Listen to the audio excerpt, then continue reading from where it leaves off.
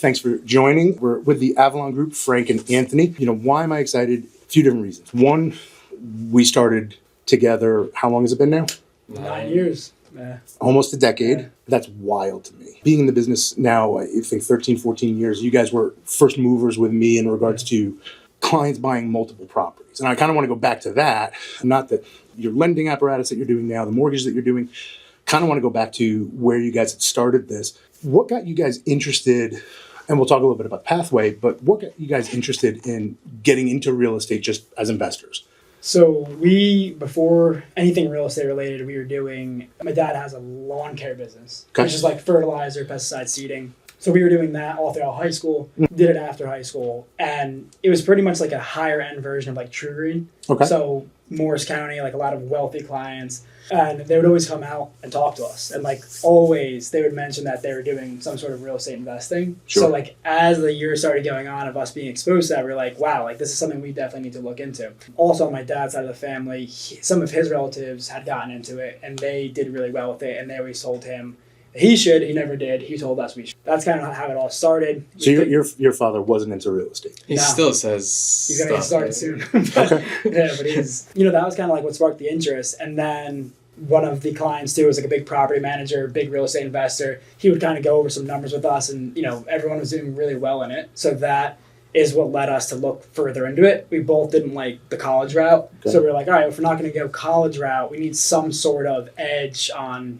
being successful and being financially equipped, and like that was going to be investing for us. So we're going to work as hard as possible, make the money, invest in the real estate. Yeah, especially too because we were doing manual labor, so there's no like typical 401k structure, retirement planning, all that kind of stuff. So we wanted to make sure like while we're doing this and building out like our lives and our careers that we were protected over the long term too, because especially with manual labor, there's really only a certain duration that you can really do it, right? So that was big on our list for sure. How many, again, I don't want to get into too many specifics, but by the time you guys got into the mortgage world, which we'll talk about the leap of that, which I find interesting, but how many times over did you guys do this process before you said, hey, hold on a second, I want to get into mortgages? Four or five properties we wound up buying, and then... Yeah, so we basically try to accumulate a portfolio to the point where it would cover all of our expenses. Okay. So that way, when we did transition into the mortgage sector, we weren't going to have that like pressure, like, sure, oh my God, we need a deal, or like, we're not going to eat, right? And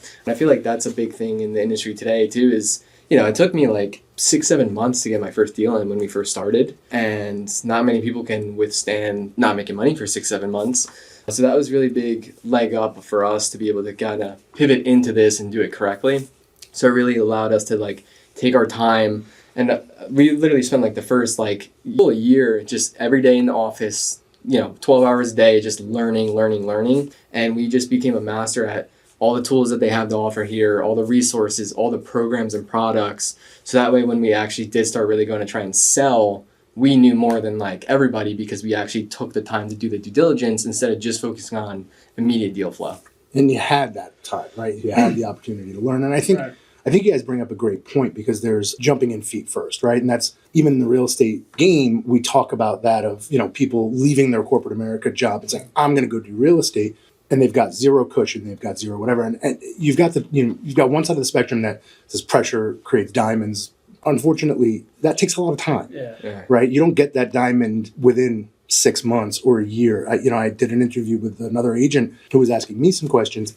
I think the first year I made like $3,000 in real estate. And if I didn't have a safety net, a cushion or anything. So from an advice perspective, I think you guys are hitting the nail on the head that maybe you didn't have a job at that point, but you had income, right? Exactly. Were you guys still doing the lawn care stuff while you were investing, or was that kind of just said, hey, we're going to go into this because we've got this real estate portfolio? We literally kind of went, as soon as we hit our last property and we saw like, okay, we could comfortably live, we basically just went like cold turkey because, we're sitting down with like our mentors and stuff, and they were like, if you're not going to take this serious, like you're not going to proceed in this career, right? So then we were like, okay, we're finally in a good stable position, and then we just cold turkey got into the mortgage space. So the thing that intrigues me, and I know I've said that a couple of times, is most people who are investing early on tend to go the route of real estate, right? They can become agents and they want to become brokers and they want to own offices and they want to get the in on, what everyone thinks that we have this like crazy back of the house of like, oh my God, I get to see the properties before everybody else does to an extent. What clicked for you guys to say mortgages? Yeah, like a couple things, I guess. So one of them was at the time, you were and are one of our mentors. The other guy who owns the division of cross country that we're in, he was a mentor. And like we were talking to kind of both and basically spoke to both of you guys about like what this life looks like. And we were trying to figure out like how to structure what our end goal for a lifestyle would be. Okay. And I think one of the big things for us was we liked how we can pretty much be anywhere on the mortgage side and not have to be physically located in a particular location to serve as a client. Scalability was one of our main like focus points because, we have our licenses in like between the both of us like 8 or 9 states now. Right. So, we're really good at pulling data and tech. So we're scraping data, we're reaching out to all across the country now, right? We're like from showing a house perspective, like how many homes can I show in a day where I can talk to millions of people in a week, right? So really that was one of our main focus points. Okay. Never actually thought about it that way. That was, and I made the jump to EXP specifically for that.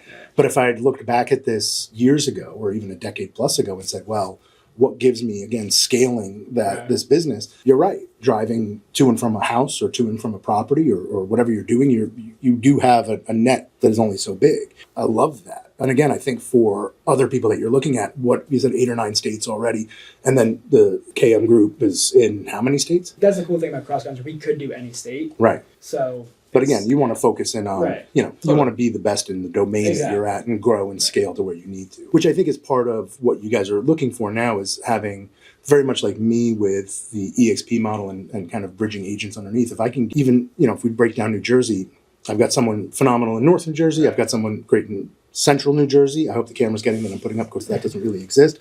But then you also have somebody in South Jersey. Right.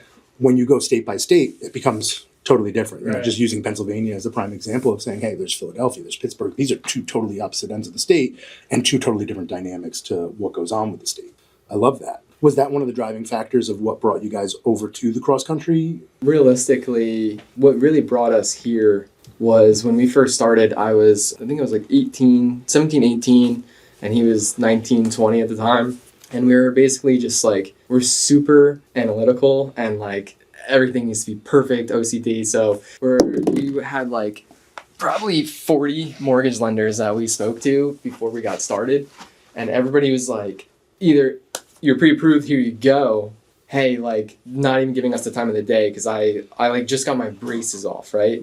And that was the biggest struggle because again, there was no AI back then. It was like hard to find the research and the, get the information that we needed. And then when we met the owner of our division, Keelan, that's really where everything changed for us because not only did he go through and hold our hand through the actual approval process, explain everything to us in deep detail on what we should do and what we can do, and then we put together a whole business plan and you were included in that. What a difference between what we were dealing with like the other 40 lenders until we met you guys, right? So what really drew us to you guys was that like nobody gave us the time of day. So now we implemented that in our business strategy because that really helped us a lot because, especially when you're young, we didn't know what we were doing, right? Sure. So like without that guidance, who knows where we'd be today. So that's why we like to be in the realm of what, we're doing the same things that he did for us to our clients. Like I have an investor client, he's about to be like, I think 23, he's got about to be 4 investment properties already. Wow. Okay. And it's like I'm doing the same thing that same game plan you guys helped us do, right? Yeah. So like it's cool passing that forward, so to speak, and that's what really drew us to here was that.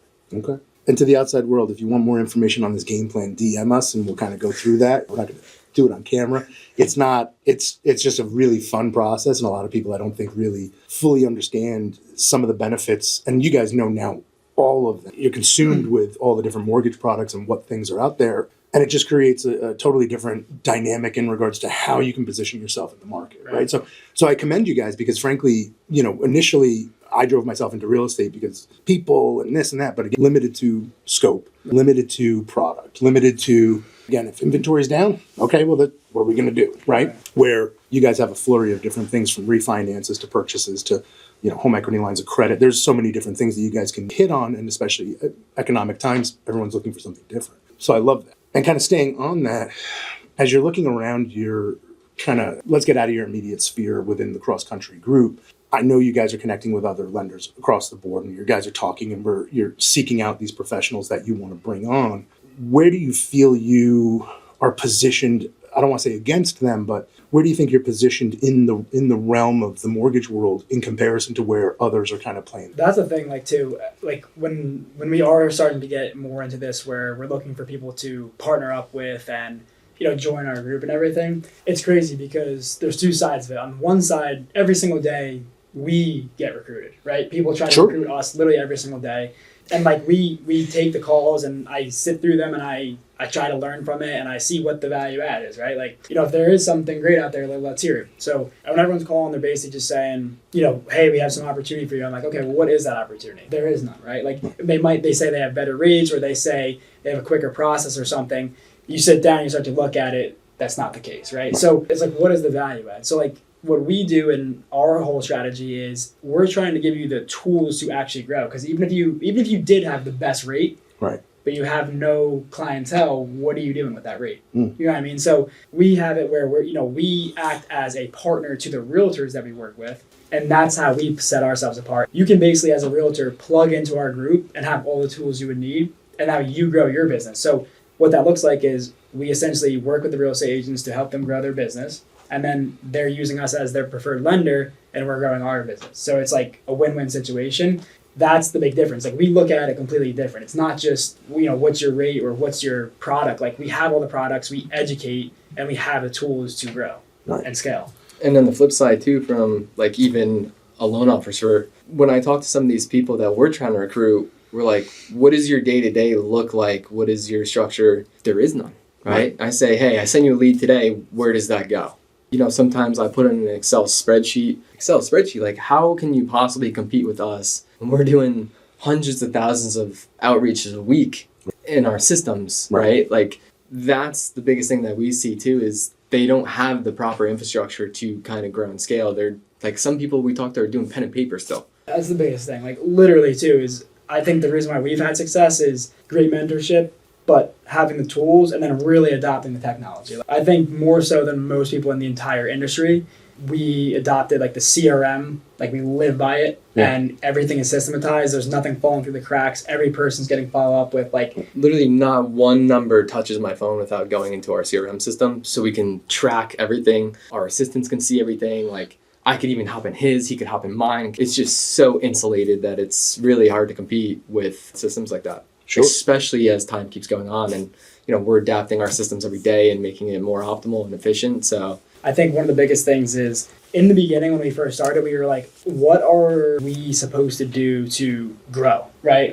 They say make your phone ring, and we're what does that really mean? How do you do that? What are the actual action items? When you look at it, you essentially have to break down what you're doing activity-wise, right? So what are those activities going to be? Is it going to be events? Is it going to be social media? Is it going to be doing, just talking to people, cold calling, whatever it is? It's really not sitting there micromanaging follow-up, right? So we took all that out of it, automated all that, so we can do stuff like this. So we can do networking events. We can host events. We can teach lunch and learns to realtor partners. We can teach first-time home buyers seminars. That's what we're that's how we grow. Client facing, referral partner facing, that's where the money making activities really are, not just behind the computer screen, simple repetitive tasks. And it's interesting because we're talking a lot about that in the real estate industry as well, or agent industry, is that, and I preach to it despite the AI and despite the CRMs and the systems and all the rest, is that is how much of that is front facing versus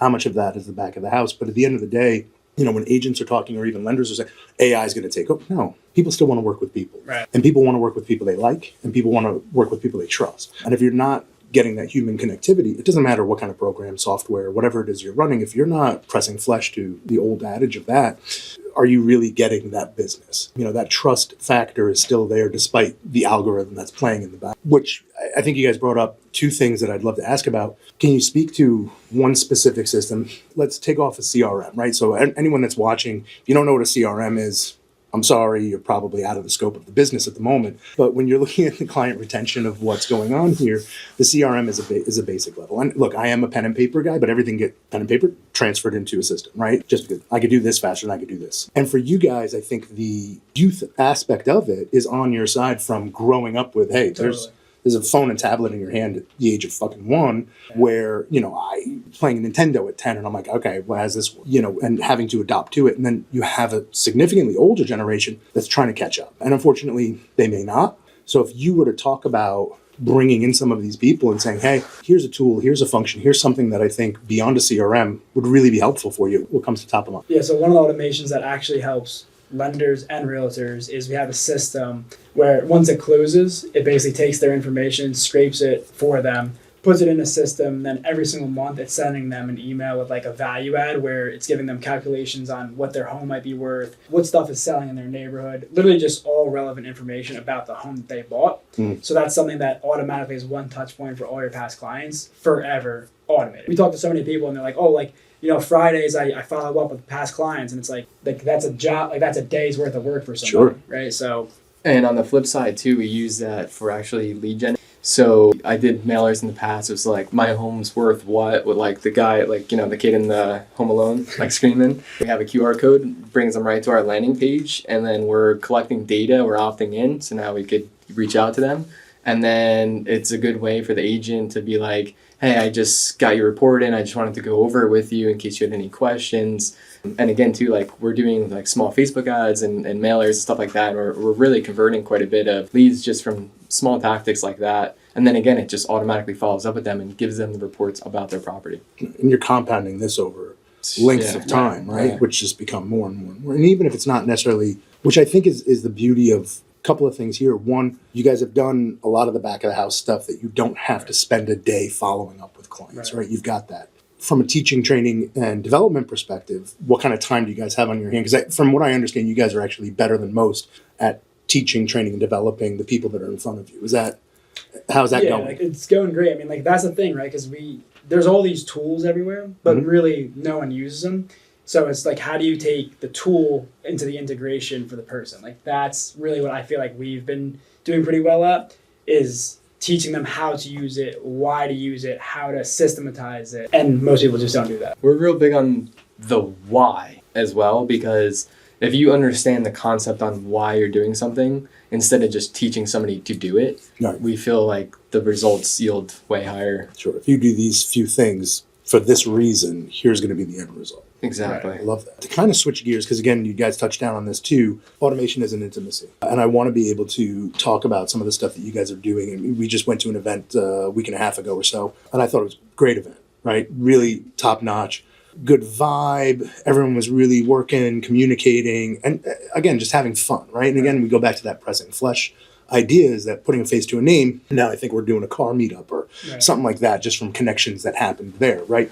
How important is it, as we look at the intimacy aspect of it, how important is it for you guys to build these relationships with real estate agents? It's vital. It's absolutely crucial to the business. Like that's, like we have 2 clients, like people borrowing money and the realtor, right? Like that's how we work this. And because if you think about it, when someone's trying to buy a house, they typically think of a realtor. They don't even know they need a lender. Right. Even when we bought our first house, like we didn't know we needed a lender. Right. Like, you know what I mean? Like we just thought that, like, I don't know. I don't even know what we thought, but like we just didn't really think about it. You walk into your bank and be like, hey, I found this great house. What do I do? Like, I don't know. But so the real estate agent is usually that first point of contact. So we try to give them all the tools so that they can have go-to real estate mortgage lender, which is us.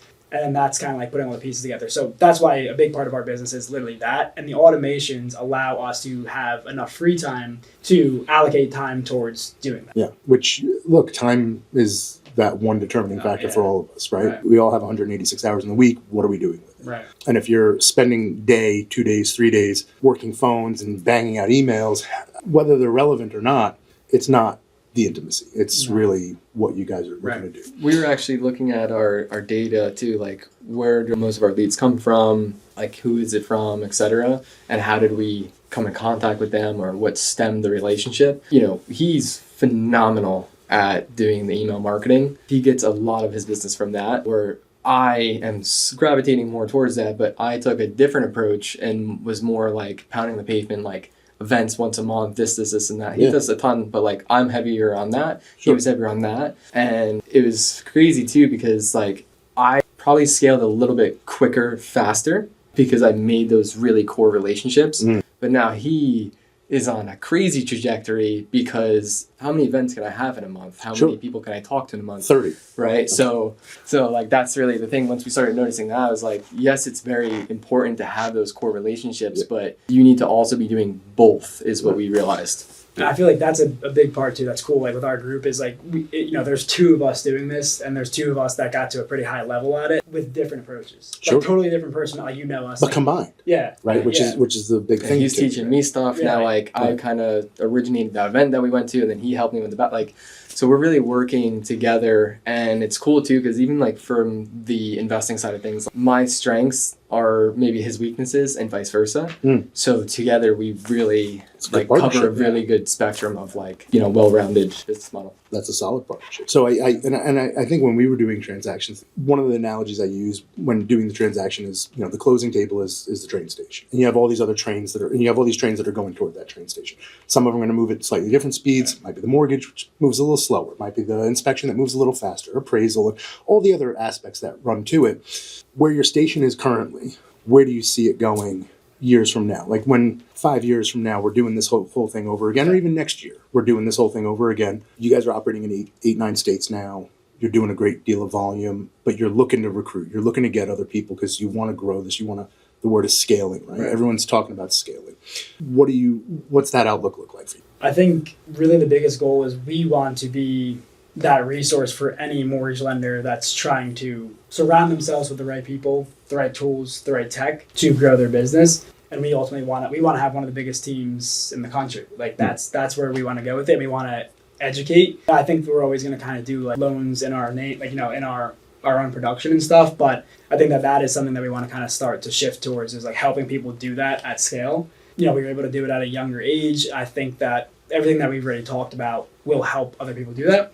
And then we want to be the go-to source for all realtors that are also trying to do the same thing. Like we want to be that resource. Like, hey, if you guys are trying to grow your business, you got to talk to the Avallone Group. Like that's where we're trying to head. Okay. Going back 9 years. And we'll end here because I know we talked a little bit about taking some people that are currently in the business and saying, hey, here's what you need to advance forward. Let's talk about the 19 and 20 or 21-year-old that light bulb goes off. Maybe they're getting into investment. You guys have a client that's 23 and up to his third or fourth property, wants to make that shift. What would be the piece of advice that you would give that person at that point to say, hey, you got this cushion, you're okay. Here's what you start with, or here's something that I kind of screwed up, or maybe I missed the mark on this. What would be that one thing that you'd say? I feel like the biggest thing that I see is everybody's waiting for the situation to be too perfect. And that's really holding people back, because like they're trying to time the market, but time in the market is typically better, right? So that's what I like. My biggest thing that I see is that like people are scared to actually take the leap to get their foot in the door. We have a ton of strategies to really hedge against like what can go wrong, right? And we have the systems and the playbook that we could basically eliminate majority of the risks, and we know how to run the numbers to like the penny basically. But even that, still some people are still hesitant because they don't, like, they're fearing the unknown, but that's always gonna be the case. And I think the best thing that we ever did was just fully just jump right in, because we learned so much. There's a million books out there, there's AI, there's all this information out there, but until you literally do it yourself, it's hard to really learn everything. Yeah, I mean, before we got started with the investing, I read like 7, bigger real estate books, and like we joke around, like the first month of ownership, we learned more than all the books combined. I read 0 books, he read like 10, and then we started, and I forget what we were doing the first. You remember the one story that we had, right? And I was like, did you learn this in the book? Like, we didn't, right? So it's really like the first-hand experience is what really is going to propel you in the future, in the long term. So I really just recommend, obviously, proper team, proper structure, proper back end. 100%. Yeah. I'm not saying that's why we're talking to you guys, right? But just get your foot in the door, because there's a bunch of ways to do it safely. I think to sum that up, if you're scared, it's literally just you need to be surrounded by the right team. Yeah. Because that's the thing. Like when we bought our first, like when I was 21 and he was 19, but really we could have got started even way earlier. if we had the right team from the start. Like Right. we wasted like a year or two, like trying to get pre-approved by these online lenders that you just said like we're good for, like we didn't even give them any information. They said we're Sure. good, and we couldn't figure out where to buy, what to buy. You know, like there was nothing. It's like the blind leading the blind, right? Right. So we really did need to figure out a team that knows what they're doing, has done it, so that we can learn from the horse's mouth, essentially, right? I love that. Yeah, and I think you touched down on something really important to understand in regards to time in versus timing. The idea that, look, 2020, 2021, right? We'll go back to that. And you guys weren't in it, but things started to really just balloon. And those of us who were seasoned wiped the floor. It was just, but then you had all these people saying, oh, I'm going to get my license, because they felt it was easy, right? And there was such an influx of agents, which now, fast forward 6 years later, we're seeing this massive decline. They're gone, they're out of business. But when you start in a time, because we all can admit while we're recording this, it's not the best time, right? The interest rates are wherever, clients, inventory, whatever's going on. Is it the most fruitful time we've ever had in the real estate market? No. But if you can learn a lot during this market, and when it does turn, because there's always this ebb and flow, once you've learned all of this, because you've had that time in the business, and that spigot turns because you have all of these processes in place and you're surrounded by the right people, things are going to flow so much more strongly at that point. Keelan actually said when we first started, and like I think it was like 2024, they said it was like the worst record home sales, even like before 08 or whatever the statistic is, right? And I was like, man, like this is like the year, you know, like, and Keelan was like, I'm glad that you guys got in at the worst time ever. I went home, I was like, what is he talking about? Yeah. Like, this sucks, right? And then fast forward to today, I am glad as well, because we're growing and scaling in like one of the worst markets. And can you imagine what happens when the tide shifts? Sure. And we have these systems, we have the infrastructure, we have everything set up. It's going to be crazy, right? That's the big thing too, is like those people that got in when it was easy, you know, they could just pick up the phone and get a deal in. And now, you know, we started from basics, ground up. Mm-hmm. So now our core infrastructure is bulletproof and almost like recession proof, right? Sure. So I'm happy that we got in when we did, and we did what we did, because now we're good for the long term, you know? And I think coming full circle, that's the pressure that's there to create the diamonds. Guys, I appreciate it. If there's anything else you guys want to say, now's the time. But at the end of the day, I think everything you guys have given up at this point, I appreciate the time that you've had with this and the candor you've had. Watching your success, knowing where you guys were, and kind of being the first agent that you guys worked with, I was like, oh, this is so fucking cool. And by the way, it's my thing, so we can curse. Because if we don't, it's not my thing. Guys, I appreciate your time with all this, and thank you so much for sharing everything you guys have. Thank you. Thanks for having us.